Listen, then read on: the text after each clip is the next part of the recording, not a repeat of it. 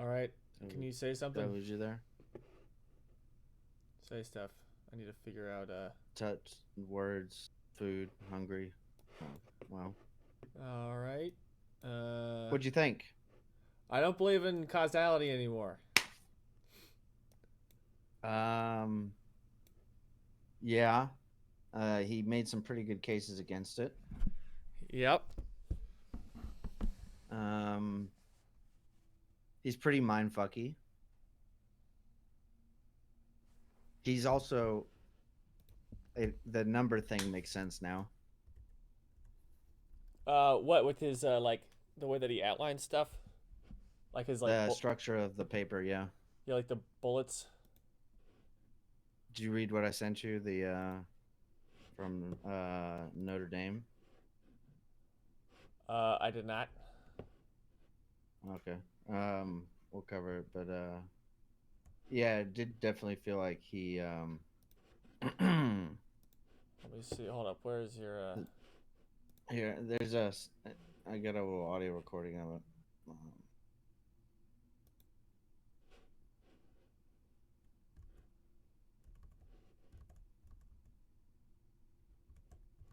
God fucking damn it!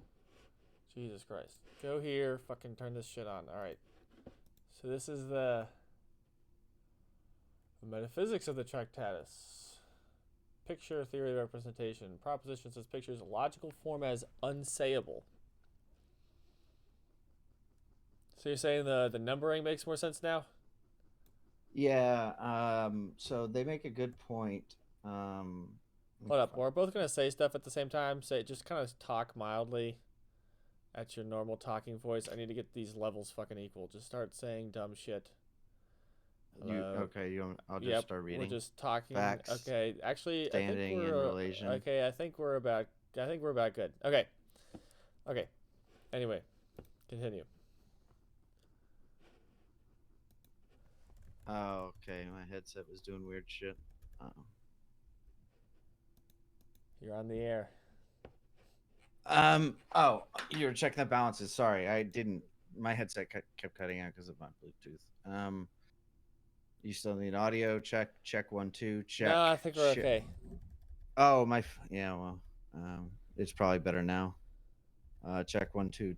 Check. No, we're good. You sound as loud as you were before, and could you just not hear me? So for whatever reason, every Bluetooth device I have has like a stereo mode and then like a hands-free. With a hands-free, if it detects audio, it'll just swap over to itself like a phone call's coming in. It's fucking. I hate it. I hate Bluetooth. Yeah, Bluetooth is pretty retarded. Okay. So there's a paragraph here. If you hop on the little screen share, I don't want to read it because I'm high, but I'll let the lady talk through it. It's facts standing in relation, but no shit.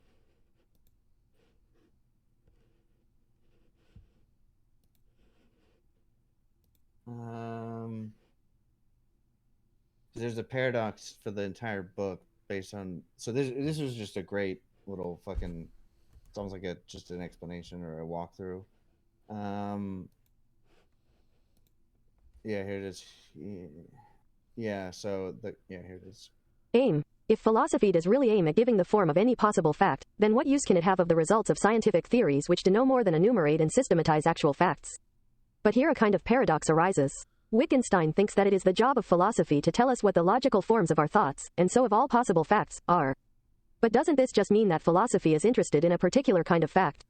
Facts about the logical forms of facts? And in this sense, isn't... That wasn't a line, but they get to it in here, and I'm just too high to find it. But basically says there's, talking about the contradiction between no propositions being having logical forms, no facts having logical forms, and downstream from that also, philosophy isn't a science, and if there's no connection so atomic facts do have logical forms, and that's kind of part of the point that he talks about earlier is that basically propositions correspond to atomic facts just where the logical forms are identical.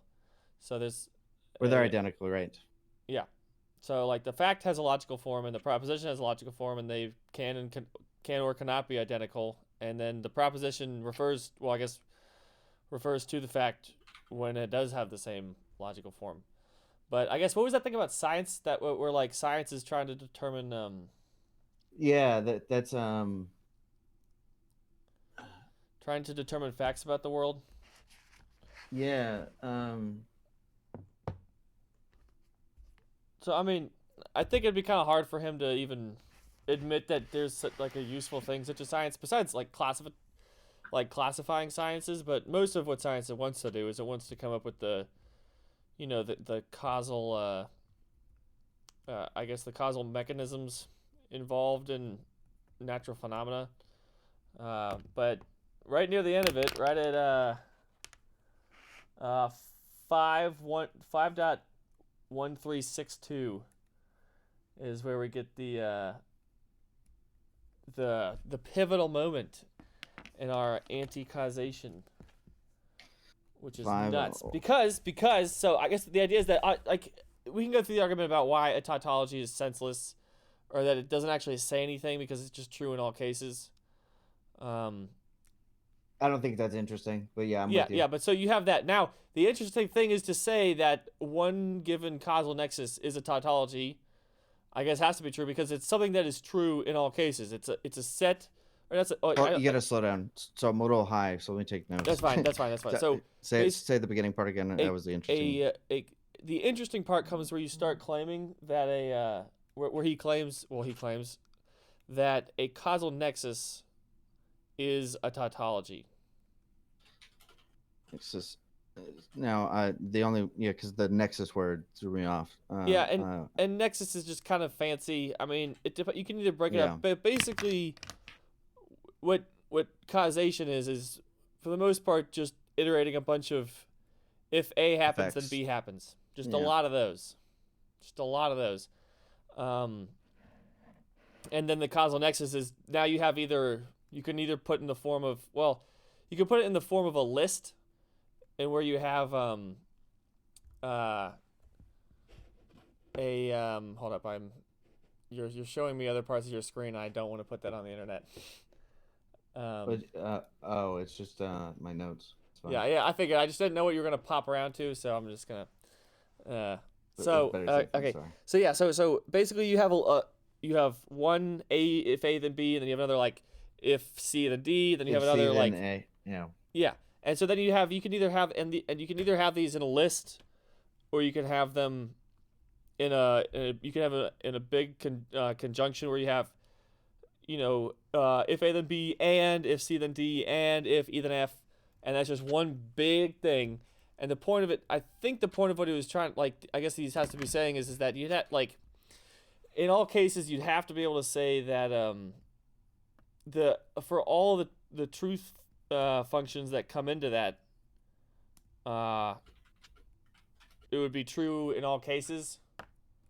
I guess is what the causal nexus is trying to approach, is saying that, in all states of affairs, we know that this is the case. And that's exactly a tautology, is something that's just true all the time. Or not in all the time, but in all possible states of affairs. Mm-hmm. And so now we get to the point where now we get to say that it doesn't say anything, because it's just not very important at all. Or it's not, I guess it doesn't, what's the important part? I guess, you'd have to say it doesn't have any meaning. Okay, that was another thing he said about tautologies. They don't actually, they have, a combination it's not nonsense, of sorts. Right? Or whatever he uses for... Well, at some point he said nonsense. they are without sense, but they're not nonsensical, which was very strange. Right. It was a weird way to put, because if it seemed like it met all prior conditions for what he would call nonsensical in the past or earlier in the book. Yeah. So this is at 4.461. Let's see if I can pull that up. How are PDFs so slow? 4.461. Tautology and contradiction are, however, not senseless. Oh, hold up. Right. You're giving the wrong number. 611. Okay, yeah. There's 4.461. Okay. Tautology. Okay. Okay, yeah. So it's both of those actually. Tautology and contradictions are, however, not senseless. They are part of the symbolism. Yeah, well, right above that he says tautology and contradiction are without sense, but then later he says they are not senseless. Right. They are part of a symbolism. I don't. It's the defining of words, right? Is what it comes down to, right? Because sense could be a lot of things. Well, it's kind of what he's going to be talking about mostly is going to be coming from Frege, where they made a split off from I guess it was where he split off from Mill, and I guess the other British a lot of the British empiricists, where what they wanted to say was that the meaning of a word is its referent, the thing that it refers to, and but you should also be able to say that like something like it shouldn't matter then the meaning of the sentence if you replace basically one symbol for another symbol. So like he used the word Kilimanjaro, like Kilimanjaro is the biggest mountain in Africa, and then you could also have this. Right. But the fun one I like to go with is that Oedipus fucked his wife, and then also Oedipus fucked his mother, because those are two very different sentences, and they mean two very different things. Right. But they are truthfully equivalent. In their literal sense, yeah. Yeah, as in towards, I guess, the fact of the matter of what they're pointing at, the facts of the world. But that's their sense which is, I guess, the presentation of the reference is very different. So, So that's like, and I guess he wants to say something that's senseless is something that just you can't grasp it like that at all. This was a perfect here. No, I found a portion of it. So it wasn't this. Given Wittgenstein's repeated reliance on the existence of a correspondence between language and the world, it should be no surprise that his philosophy of language, i.e., his theory of propositions and their constituents, mirrors his metaphysics, i.e., his theory of facts and their constituents. Just as the facts are all determined in some sense by a class of basic facts, states of affairs, so propositions are all, in a sense, to be explained, determined by a class of basic propositions, the elementary propositions. He's that kind of that's the contradiction or the difference between him and the individuals, that it's the reference, right? When in the reference or the, I guess, causal and reference wouldn't be similar, but I need to cook on that for a second. Yeah. But yeah. So, I want to look at the thing. And that was another. So there's another thing in there that that I wanted to bring. So a lot, to some degree or another, he's going to be responding to Bradley in terms of how things fit together. Where Bradley, as far as we read, really was sufficient enough, I think, to start talking about what happens in this book, which is that Bradley goes, "Oh, relations don't make any sense. They're not how things fit together at all," and because it just goes on for infinity, and it's just a silly thing to try to claim that. Does he also know Russell at this point in time? Wittgenstein? Yeah. Yeah. Oh, yeah, yeah. So at this point, what had happened is that Wittgenstein had met with Frege and met with Russell, and then they started talking about logical atomism, which is what he's talking about in here, and that inspired the Russell to write his book, which came out about 8 years before this book, and then Wittgenstein went to war, and then he came back, and then he published this, and this is when this is published. Or how old was he? He must have been young, because I know Russell was around for a long time after, right? No. So, I mean, Russell had been around right? for a little bit longer, at least in academia. I'm not totally sure their birth times, but I think he was 30. Jeez, yeah, that's young as fuck. Yeah. Okay, and Wittgenstein was young. I don't know. That's amazing. Thinking about I would love to learn more about his because doesn't Wittgenstein disagree with it later in his life? Yeah, I mean, even at the literally at the end of the book, he's like, "This doesn't make any sense. Don't read this." Right, and that's kind of that's the contradiction, is that he also says something to the the relation to propositions. Yeah, he would have been. And Yes, I just looked this up. He would have been 32, and I think. and that's the funny part about his book being just a set of propositions, right? It's fun to ask yourself: are there any propositions in this book that are elementary propositions? Exactly, right? No facts about There are no facts in this book. There are only right. Propositions. Exactly. That's what's the weird part. So what do you think about the causation thing? And also free will. He came up. He has.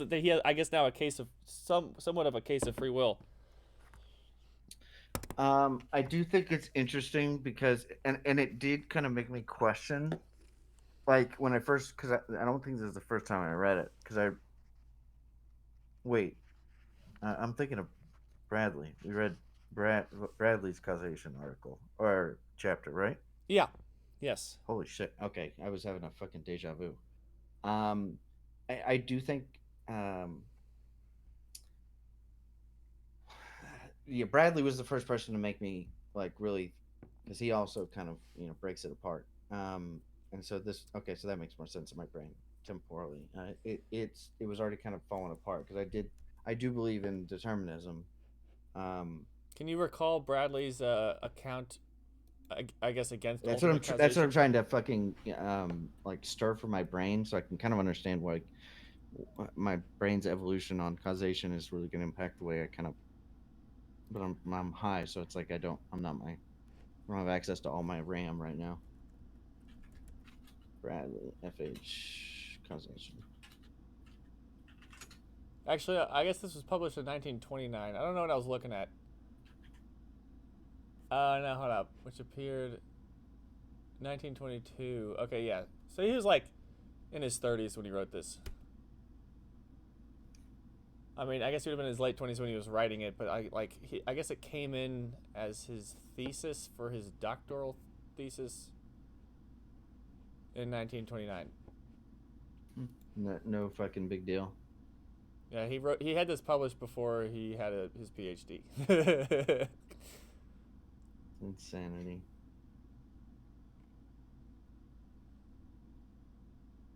Causal change connects modern.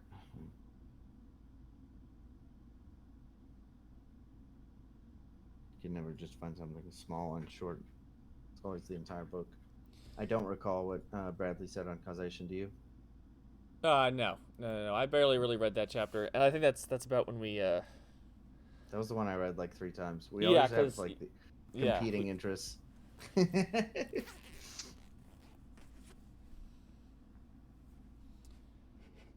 Well, I'd like to hear your opinion on his causation take. Well, I mean, at the face of it, it does feel very compelling. Um, I mean, but it also does make me question, like, what, because obviously, causation has done a whole lot of help for us. Oh, here's another thought I had. So, he's talking about a causal nexus, which is not the same thing as causation. He's talking about being able to more or less predict future states of affairs from current states of affairs. He's talking about a logical inference or a linguistic inference from one proposition to another proposition, which is in the realm of truth and falsehood. He does not actually make a claim about facts. So it could in fact be the case that some facts cause other facts, or that some facts come from other facts. Well, to quote him, just to help, all inferences take place a priori from an elementary proposition. No other can be inferred, and in no way an inference can be made from the existence of one state of affairs to the existence of an entirely different one, and there is no causal nexus which justifies such an inference. Yes, but you gotta remember, this is kind of like a little bit of space I'm peeking in here, which is that he's talking about propositions and inferences, which happen in the human mind. And also propositions are types of things, or the type of thing that are true or false. So he's saying that we can't infer the truth of something from another truth. He is not saying that it is not the case that one fact can't come from another fact. Facts are the types of things that exist. So it could be that existences can follow from other existences or can cause other existences. Clearly, there are some existences that happen and then later they're not happening. So there is some change. Okay, I Now, get whether it. it's I'm caused or following. predictable, I don't know. It's a little bit of a loophole because I also don't know if it makes a whole lot of sense to talk about that. No, Uh, I think you might be reaching, but I think it's still worth talking about because there is a gap here when in a number of places in not only the logic, but there's also a fucking gap in causality, right? Or causation, sorry. Um, because everything is, post hoc, right? So talking about something that is post hoc, it's just yeah, talking about something that is like, well, we're trying to like talk about something that's not talked about or that can't be talked about, which it's are facts nonsense. and the inferences from facts. Yeah, Facts that don't exist yet that we're stating exist. yeah, or like the way that facts fit together, separate from the way that we can propose about them or proposition about them. One of the challenges I have with opening my mind that far is I don't know if it's because we learned the ending early or um yeah, like the rug pull idea that a lot of this could just be just bullshit being put to paper. It gives me pause when I go read that deep into it. Um it's not that I don't intake the information, but I'm not like expanding my mind like you are to kind of bridge the gap in some of his takes. Yeah. Um, I So kind of just take them at face value. Go ahead. here's another like very disagreeable sentence he says. It's 5.141, which is hold up. If P follows from Q and Q follows from P, then they are one and the same proposition. So I can say that Oedipus fucked his mom, uh, and I can, I guess, infer from that to some degree or another, knowing that his mom is his wife, that Oedipus fucked his wife. But they are very different propositions. Now, I guess you'd have to say that we're not just. It's not that P is following directly from Q without anything in between. It's really that P and A gives you Q, and that Q and A gives you P, where A is that Oedipus's wife is his mom. Yes. But if you want to say that, I guess if P, so P follows from Q and Q follows from P, you could say that that happens in any case where whenever P is true, Q is true, and whenever Q is true, P is true, and also whenever P is false, Q is false, and whenever Q is false, P is false. And we can fill out that whole truth table by saying both, on the one hand, Oedipus fucked his mom, and also saying Oedipus fucked his wife. But the meaning of those two sentences is very different. And I think there's something in here in towards like the context of language that he's kind of, I don't know, oversimplifying or missing. Because he wants to say that the logical combination is the meaning of the sentence. But what I'm seeing here is that, I guess technically speaking, the logical combination of Oedipus fucked his mom and Oedipus fucked his wife are the same, but they have two very different meanings. I guess because you can infer a lot of weird shit about Oedipus fucked his mom, different from Oedipus fucked his wife or Oedipus fucked his dad. I don't know. Like you can infer different things from those sentences. Well, also the challenge with a lot of English is that a word can have a lot of synonyms, or not synonyms, a lot of double definitions, right? Like fucked Well, I over mean, and I fucked. think that's kind of trivial, really. Like Yeah, fans, like, oh, I'm a fan of your fan. Like, I really like it. well, Like, true. Well, no, but so fucked and fucked in that scenario, you can both fuck his mother, and like he got fucked by his mother. It can mean like she took from him, or no, that's not the two punched him. sentences. The two sentences is Oedipus fucked his wife, and Oedipus fucked his mom. And there's a whole lot of weird stuff you can infer from the fact that he fucked his mom, because that's wild. There is Oh, I these see what you're questions. saying. I was focusing on the wrong area. My bad. Yeah, Fuck. that's a very different like. Those are saying two very different things, although they are logically truthfully equivalent. Okay. Yeah, I see what you're saying. In that, okay, yeah, yeah, okay. And that kind of that Um, also does highlight the the difference between that goes sense back and to the reference. atoms. Hmm. That goes back to atoms, I think. How so? His idea, the atomic fact, is kind of is a like because we're by his idea of that essential. This is the smallest it gets about a piece of information. Um, it is flawed at the premise or at the scaffolding, right? Um, it's his idea that you can break something down to a fact like that.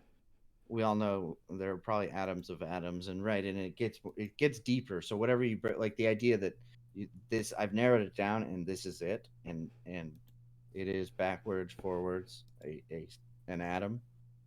I think is a challenge, and it makes all of this kind of flawed.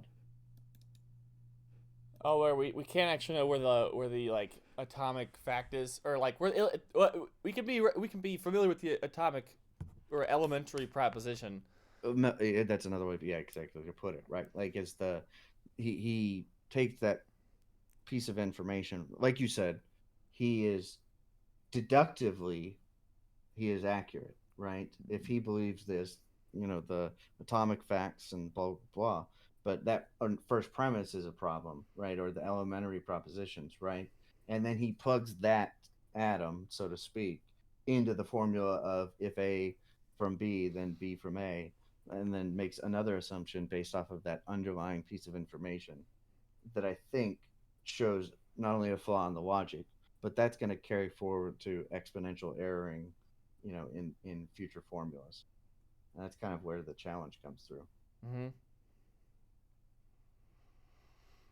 So, and did you have another thought on that? Because I had something here. Oh no, go ahead. So back on the previous section that we talked about. So in 44611, this was interesting.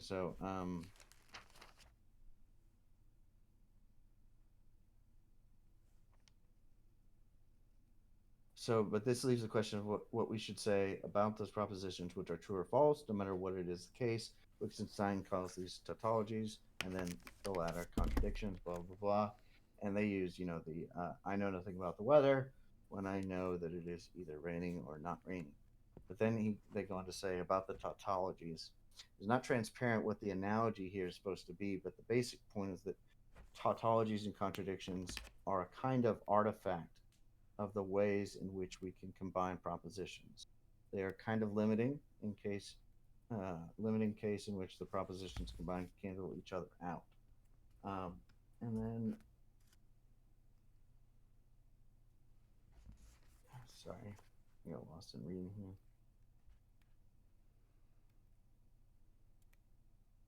Give me a minute to look through my notes here. Sure. If you got something, fire away. No, it's okay. You can't really. I find it hard to read and listen at the same time. Well, retard when it comes to that. Yeah, stoned or not.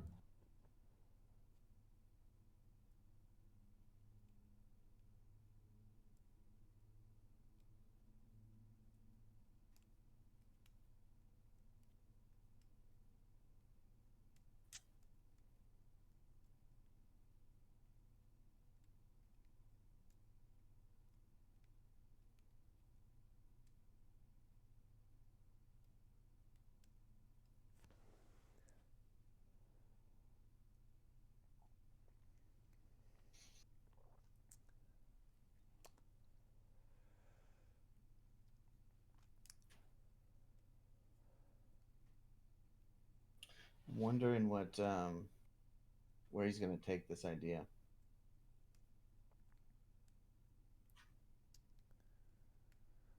Which idea?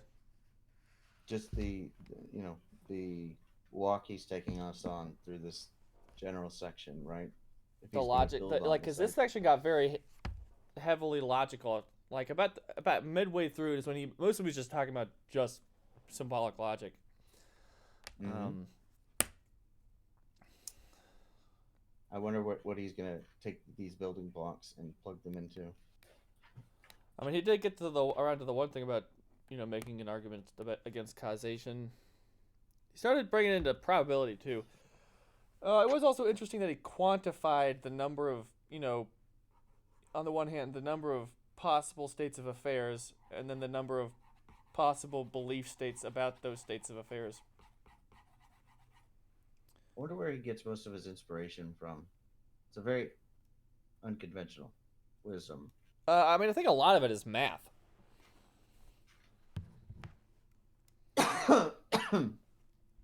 Oh, fuck me. That explains so much. How would you uh do you know more about that, or was that just an assumption? Oh, I mean, yeah. So this was also happening on the backdrop of. I mean, Frege's and Russell are also going to be huge inspirations for him. But so like, uh, so part of the big movement that Frege and Russell were a part of, that I guess Wittgenstein is parallel to. He never really seemed to do. I'm not sure how much he did exactly directly with what I'm about to say, which is logicism, which was trying to reduce the laws of mathematics to pure logic. And so there was a whole like fixation on like what math is and how like discern and not discernible, but how clear and concise math is. And they also happened to find these there was a beginnings of being able to talk about logic in a very similarly exact way. And I guess it seemed interesting to them that you're using logic in all places. Like you're using it in math, you use it in physics, you use it in business, and they wanted to be able to like I guess show how really everything is really comes down to just logic. And I think the reason they picked mathematics on the one hand was because the people who are obsessed with logic have a similar disposition to math. Yeah. And also logic and math don't feel too different from each other once you're in symbolic logic. They're very similar. So if you're gonna say that everything can be reduced down to logic, you might as well try to take something that's simply like as close to logic as you can get to, but not logic per se. So you want to be able to pull that down. So you want to be able to, like, so instead of like taking business and explaining how business is just logic, you take something like math, and then try to explain that down to logic. Yeah, it's the same thing, right? Just like you said, right? It's like economics in my head. It's like economics and then like behavioral economics. There's always that relation to the world of the human or nature or whatever element, right? But when you first stumble upon economics or anything on capitalistic or anything like that, you're like, oh, I put in X, I get Y, and obviously that's an easy way because that any formula like that usually plugs into a lot of real places in the world. And if you only see one side or a quarter or whatever, you can make it as kind of the whole idea of that section, right? Is that humans can fucking they take from patterns, right, and then replicate that just with causation, right? Mm-hmm. We think that just because X then Y, we can then map that on to the world, that it like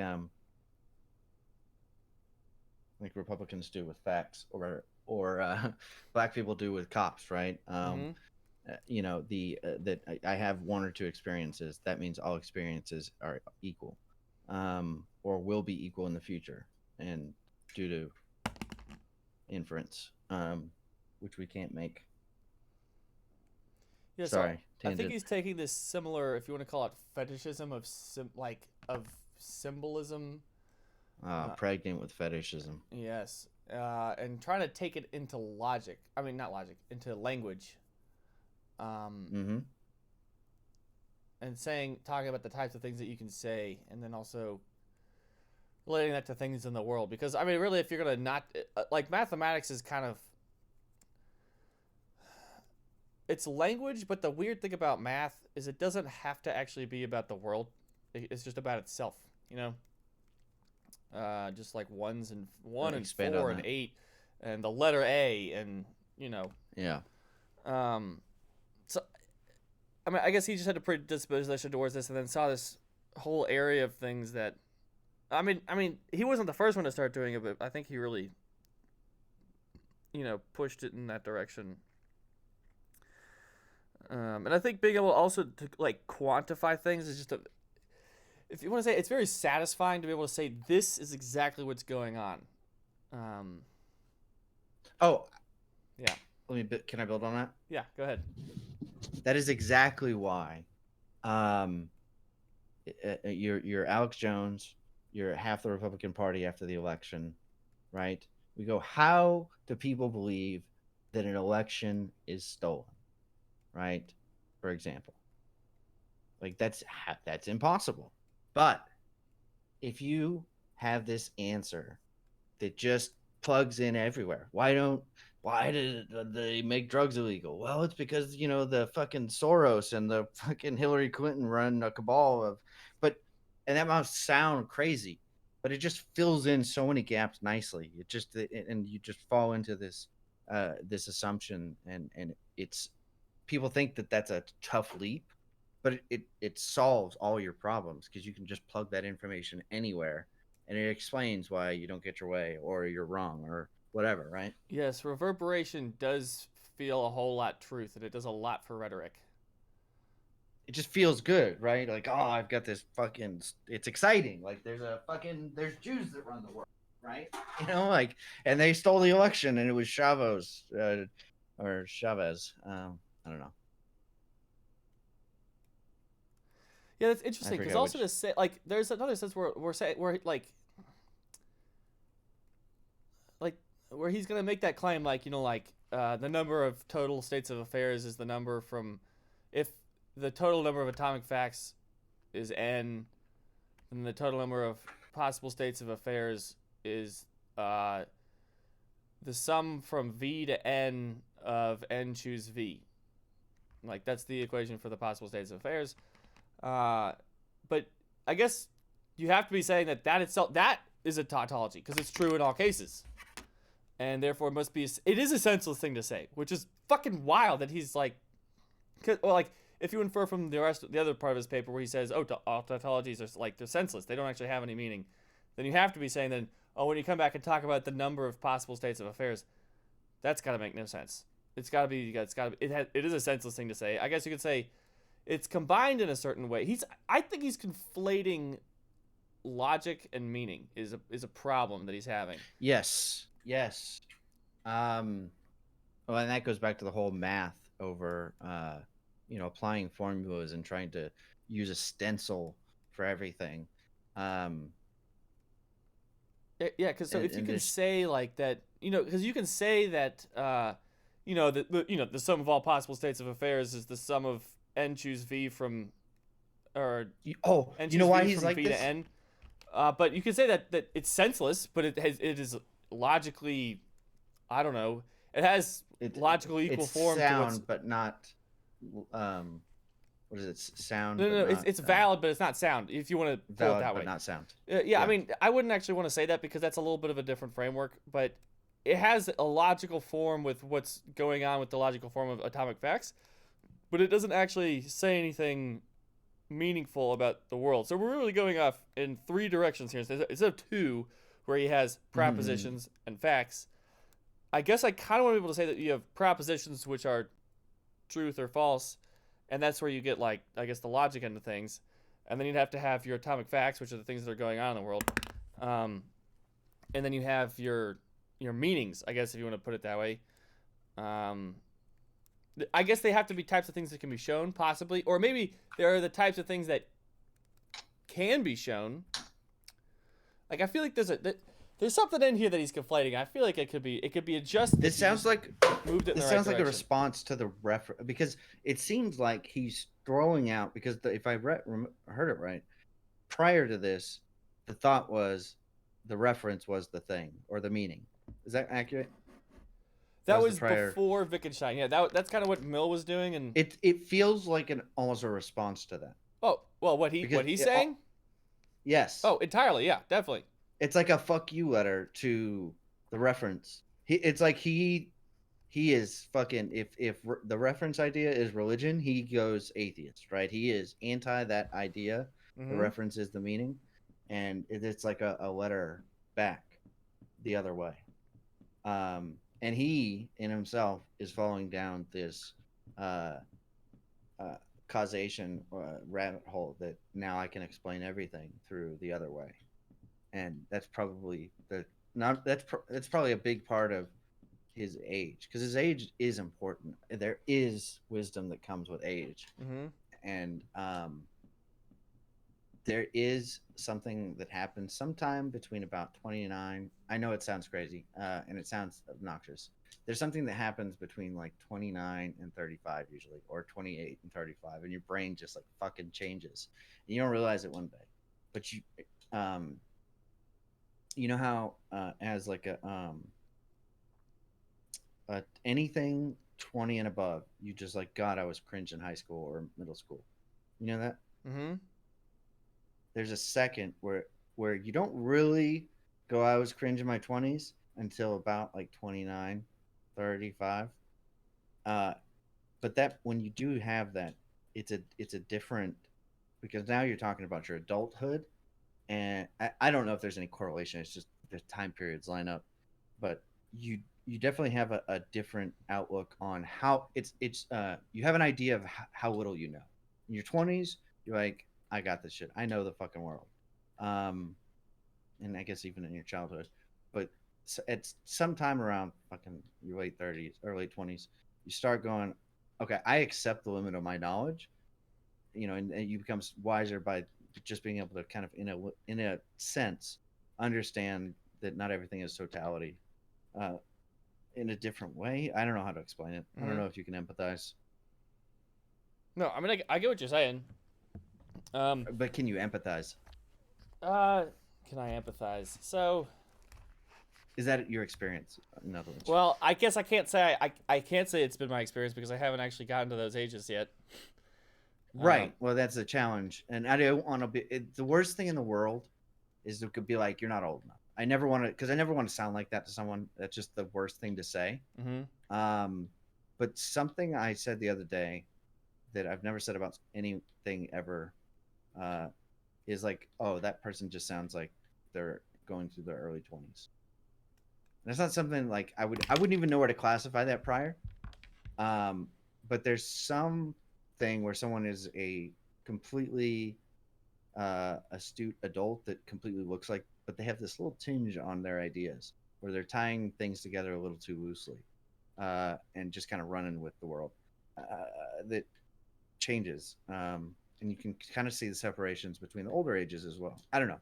Maybe I'm stoned and fucking. Yeah, no, I mean I Uh, had something like that, and I mean, right up until like I was very confident about what I was. Well, I was confident and not confident. I was confident in myself, but not okay. I was uncertain of where I wanted to go, but I was very confident that like, oh, I can just do it. It's fine. you'll get there. You'll get there at one point. Yeah, and it's just it's just gonna happen, and then I guess yeah, life did kind of hit me in the face, and that's when I was like, wait a minute. And it's really, I felt very betrayed with people that I trusted, and it just got, I was like, hold on, like, you guys are this? Like, I don't know. Or like I couldn't be this. Family or close friends? It was close friends. Some people that I looked up to also. And yeah, it's not like they like overtly betrayed my trust, but it just got weird. And like I felt like I couldn't talk to him about it, and that just kind of made me really question, like, why are people doing things? What are they doing them? What am I doing that? What does it look like that I'm doing? To other people.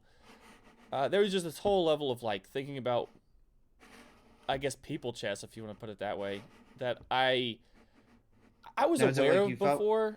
I just thought it was. Were you aware of that world? Like I talk about it with Matt. I talk about the dark arts. Yeah, I was aware of that world, but it's kind of like I'm aware of it. I was aware of it in the same way that I'm aware of like a dumb sport I don't give a shit about.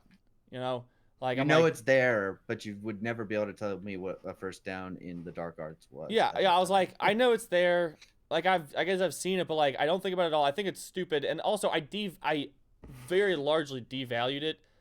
mostly, and this happens, so like I've noticed this in myself. Occasionally I'll devalue things I'm bad at and just say they're stupid because I don't want to feel like I can't do something that's worthwhile. So Or that you'll be good at. what? Not being good at something isn't worthwhile to do. It's to Well, kind I of mean, restate. it would make me feel insufficient or something, you know. Yeah, like just less than, I don't know.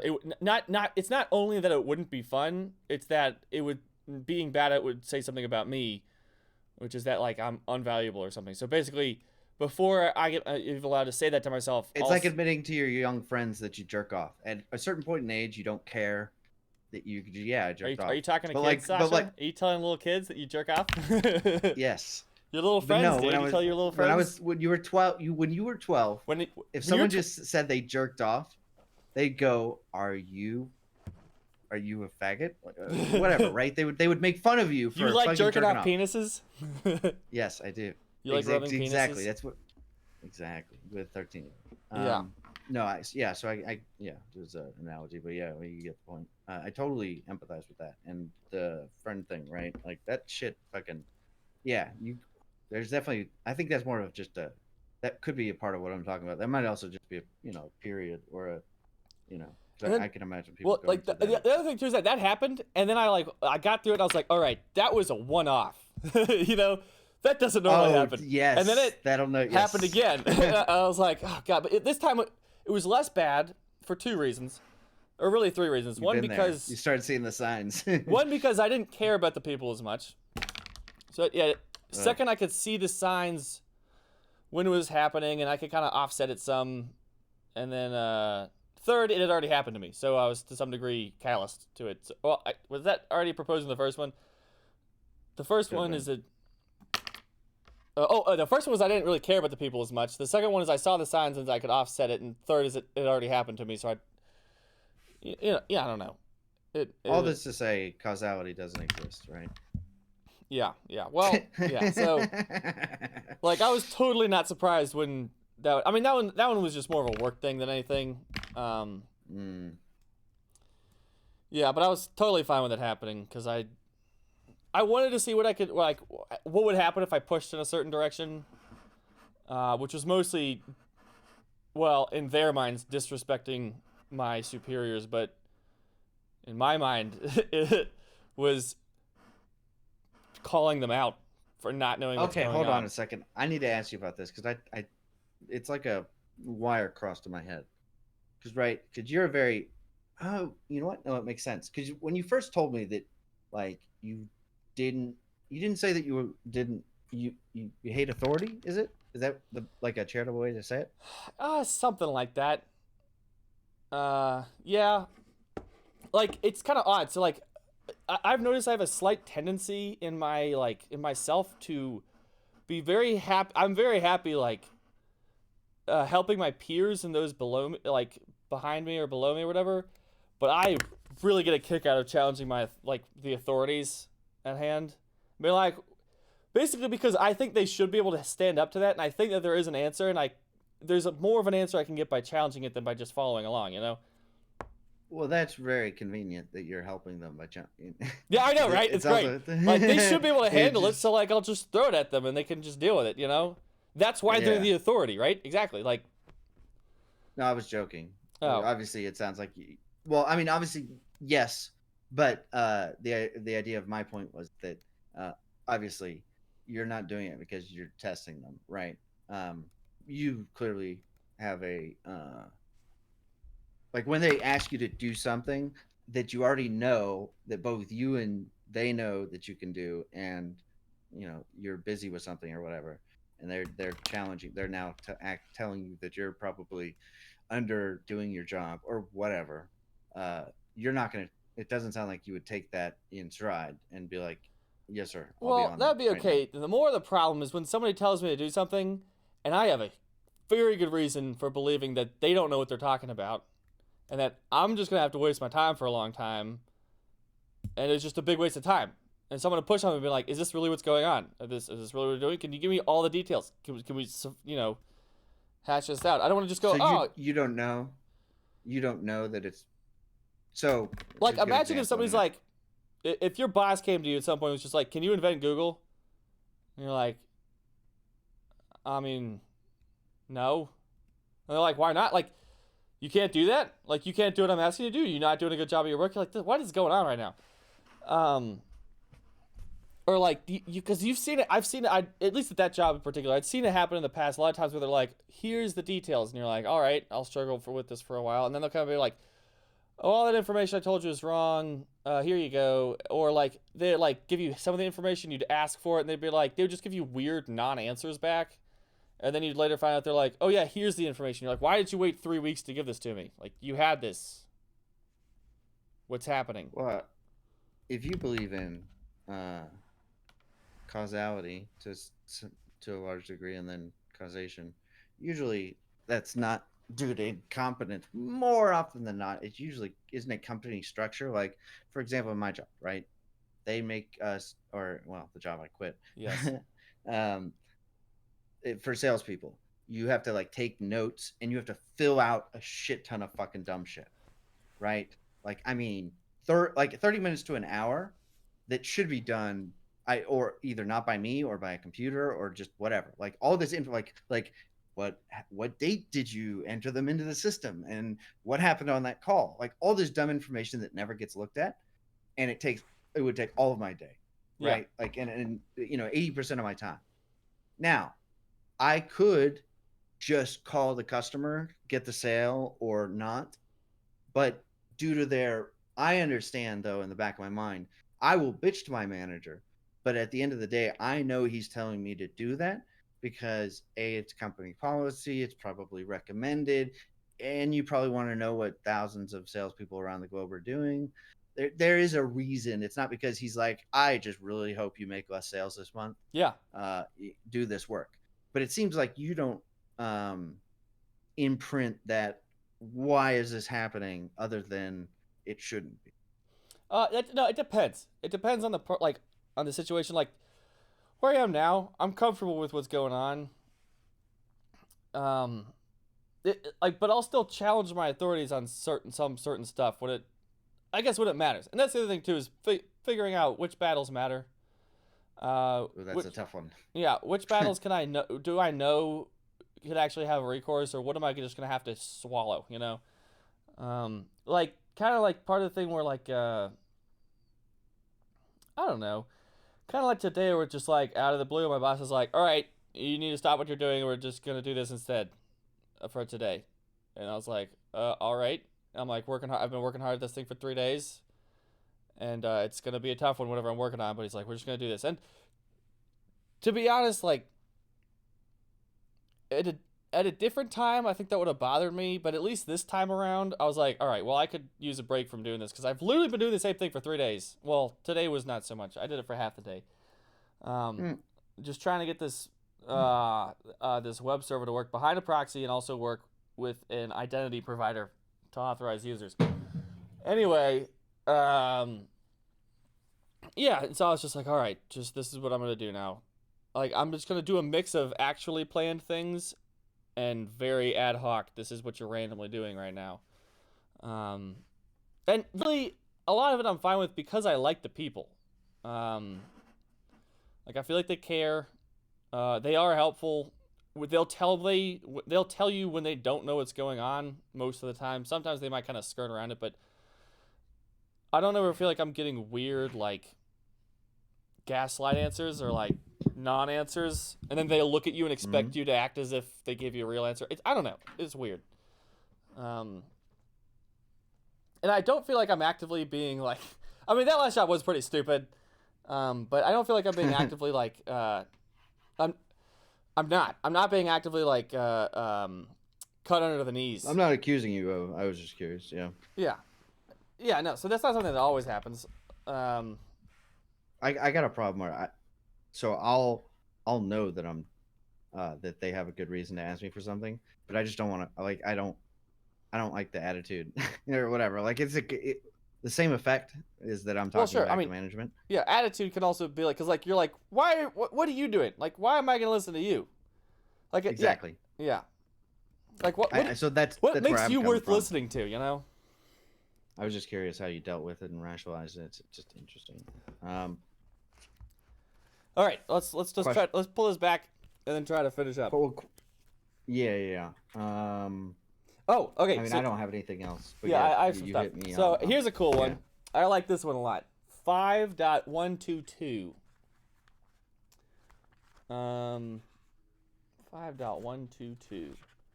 So if P follows from Q, the sense of P is contained in that of Q. So the ground being wet follows from it raining. It is raining, right? So it is raining. Yeah. Think about it is raining. What all that kind of means. Yeah, and then it's not raining. Well, what? No, it is raining, and then you could say, oh, well, the ground is wet. Now, okay, so there's a whole set. So there's going to be another case of this that's going to be odd. So it follows from, the ground being wet follows from it raining, and so I can imagine now that, yes, when I think of it raining, like when I grasp, not just when I think of it, when it is raining, and I'm outside or inside, and I'm thinking of the ground more like there's my floor and the ground, and they're two separate spaces, right? Mm-hmm. The ground is wet, and I'm thinking that. Now, the other weird thing is that the proposition, if it is raining, then it is wet. Also, then the ground is wet, also allows for the possibility, because that can be true, while it is also the case that it is not raining and the ground is wet. In which case, your neighbor poured a bucket of water on the ground, you know? But I guess then you have to say, like, well, if your neighbor poured a bucket on the ground, then the ground is wet. Like, so then even then, I guess you're getting it being wet follows from something before it. Because when I'm saying that it can be true that the ground is wet, even though it didn't rain, is logically consistent with if it rains, then the ground is wet. That doesn't mean that if it is not raining, then the ground is wet. It's Yeah, you can't get a negative from the positive. Yeah, you can't. I mean, because then that's just stupid. You're not. That's a modus. No, it's not even a modus ponens. I mean, a modus tollens. Sorry. Okay. So I'm listening. Modus ponens and modus tollens are fancy Latin words for two particular logical inferences, one of which is logically valid and one of which is unvalid. So the modus ponens is, here's the fancy words, affirming the antecedent and inferring the consequent, which is basically, so just if A then B, and so in a modus ponens, I say A is the case, and now I can affirm that B is the case. That's the that's the modus ponens. Or if P then Q, I affirm P ponens. This is how I remember it. Mm-hmm. Modus ponens. If I affirm P, now I can infer Q because if P then Q. And then modus tollens is the. Actually, fuck me. Yeah. I think they're both. Okay. Yeah, no, modus tollens. Okay, it's not logically invalid. It's just the opposite direction. So it is a way of inferring from the so if P then Q, if you affirm not Q, then you can say not P. For example, if it is raining, then the ground is wet, and I can see the ground is not wet, so I can say it is not raining. So yeah, never mind. Never mind. What I was talking about is not modus tollens.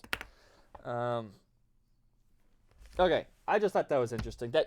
Because what's happening in there is I learned a word today. I didn't learn a word.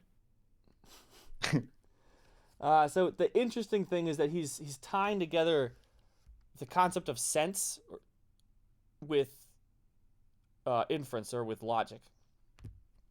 And I think that's kind of one of the main, like, you know how I was saying before, it seems like he's conflating them, because he clearly is like, logical combination is meaning. That's what that is. I think like, part of it feels like it's happening there, but I don't know. Do you know the word epiphenomenal, right? I feel like meaning is epiphenomenal to logic. Perhaps. I don't know. That's a word I've heard, just not in that use case. If you want to. Yeah, it's not. Well, so epiphenomenalism is trying to account for consciousness, where consciousness is separate, but like separate from the world, but like causally irrelevant. Linked? Where like No. consciousness just kind of floats on the actual actions of your brain. So your brain determines all your actions and all your thoughts, but consciousness is not actually in your brain. It's somewhere like it's epiphenomenal to the mechanical actions of your brain. And it's more like it's just kind of observing it, or kind of like being caused by it to a degree, although it doesn't actually take place in the natural world. Anyway, all I'm kind of trying to say is that it does seem that, yes, there is, with that sentence in 5122, that is actually rather, if you want to say some evidence, that you can make a case about the tie between logical combination and meaning there with that sentence. But I do think it also does kind of miss something. Namely, the case where Oedipus fucks his wife, and he also fucks his mom. So it's definitely related, yeah. but I think it's a little oversimplified. All right, let me see if there's... Yeah. So I would concur. I would say that's a apt analysis to use big words, little words, whatever. It's the littlest. Oh, he talked about internal properties and relations and external properties and relations.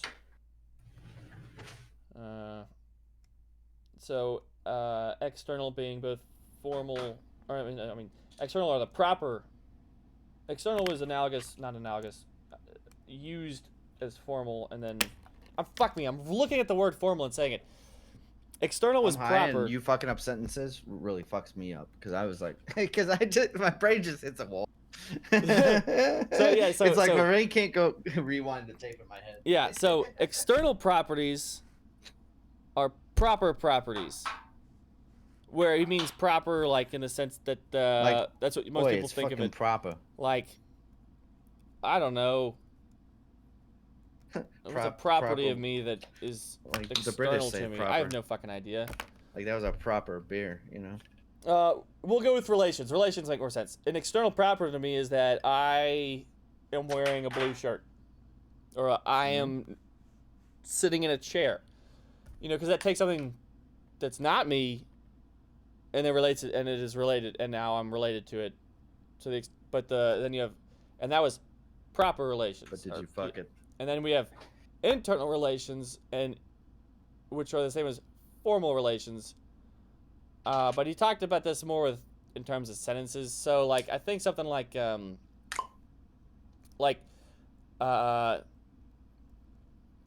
have the proposition like all men are mortal, you know, which has an internal. There are internal relations in it in which you're talking about men and mortality, and that's within the proposition. And then you can have, it can be related to things outside of it, such as like Socrates is a man, you know, and then you have, and that is externally related to it. Maybe. I might also be getting all this wrong. But the internal is the formal. So I don't know. There's some fun puzzling, because he didn't ever actually tell you what formal properties or relations were. He just said, there are external and internal, and we're going to say that proper are external. And then at some point, he just started talking about formal, and he didn't really exactly say, but then he at some point said, formal is contrasted with proper. So now you know. It's like we're trying to prove a negative. I just realized. Yeah. Well, because what you're trying to do is, because he doesn't give you a lot of evidence, and he's making a strong claim that is incorrect. Oh, no. Well, with this, what I'm talking about is just his language, which he does give you sufficient information to make the inference that, well, formal is just the same thing as internal. But he doesn't actually outright say it. It's just kind of, I think he's just playing a little logic fun, is what I thought it was. Well, yeah. That's a kind way to say incorrect, right? In a big way. I don't think it's incorrect. No, he's not being incorrect. He's just not exactly saying what he doesn't outright say it, but you can infer what he means. But his inference is incorrect by fact, or the underlying fact of his inference. No, I'm saying his inference is, it's not even his inference. It's just the language that he's using. Okay, maybe I misunderstood that. Yeah, like, so I you have gotcha. internal and external are opposed. And then you have just proper is just a synonym for external. And now he starts talking about formal, and I'm not sure where formal lies on the external internal domain, like where it sits on there. Like, is formal the same thing as external, or is it the same thing as internal? And then at some point he says, oh, well, formal is contrasted with proper, and we know that proper is external, and so therefore formal must be the internal. Anyway, it's not. It was just a fun little doohickey I found in there. Yeah. Shit. Um.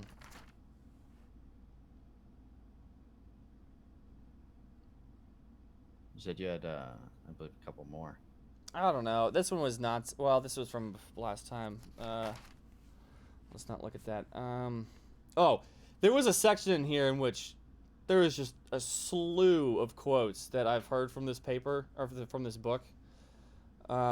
Like philosophy is the logical clarification of thoughts. Philosophy limits the disputable sphere of natural science. Actually, I hadn't heard that, but everything that can be thought clearly, and anything that can be said clearly. What can be shown cannot be said, which is a very strange thing to say. Like, I can show you that I killed your mom, and I can say that I killed your mom. You know, I don't know. I think you could say that there are some things that can only be shown and not be said, but not that all things that can be shown cannot be said. That seems like a weird thing to say. No, that's accurate. Yeah, there's the formal. There's the formal thing. Oh, he had this thing in here about how there's no dualism or monism because we can't talk about the actual number of types of things. Oh, I found it. Suppose that we grant that there are no facts about logical forms, that is, the business of philosophy to investigate logical forms. Given this, it seems to follow that since Tractatus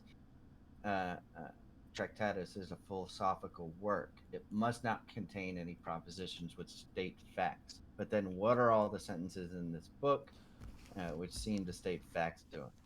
Here, say all that again? Yes. So suppose that we grant that there are no facts about logical forms, and that is the business of philosophy to investigate. Well, yeah, there's no. Okay, yep. There's no Given facts this, about logical forms. I can get that. Premise. Given this, it seems to follow that then given this follows since Tractatus is a philosophical work, it must not contain any propositions which state facts. But then, what are all the sentences in this book? Oh, I mean, which seem to state facts. I can see that they are propositions that don't state facts.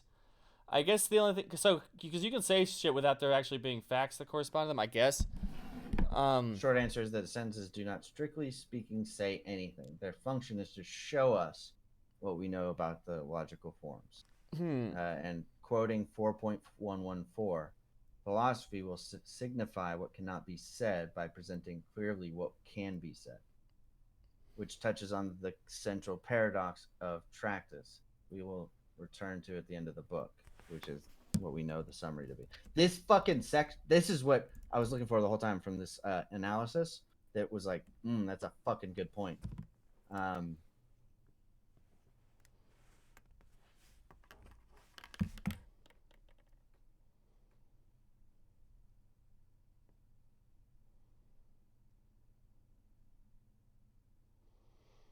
Yeah, so that's actually, that is very interesting. Hold up, I just realized there was something I was supposed to do. Remind me that I need to add my friend to something when we're done with this. You telling me to remember something, bro? Yes, I am. I know it's irresponsible of me to do that. Yes.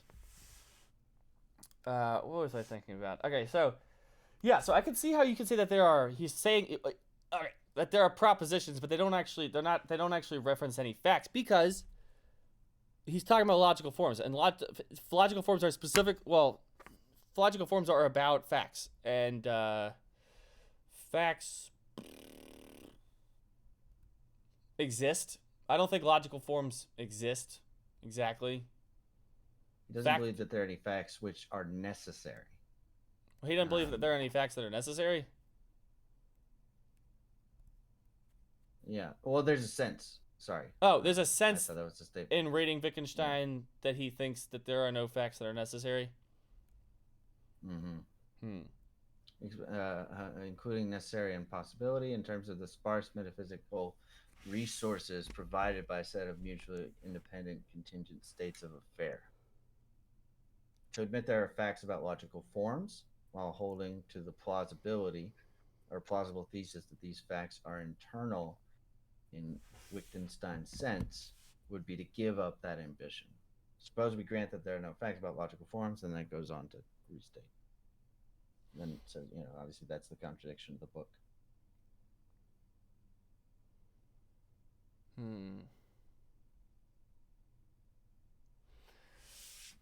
All right, I'm gonna end this on this very vague, not very vague, very Unanswered note. unstable. We've just unearthed ourselves. Anyway, I'm stopping now. Stop recording.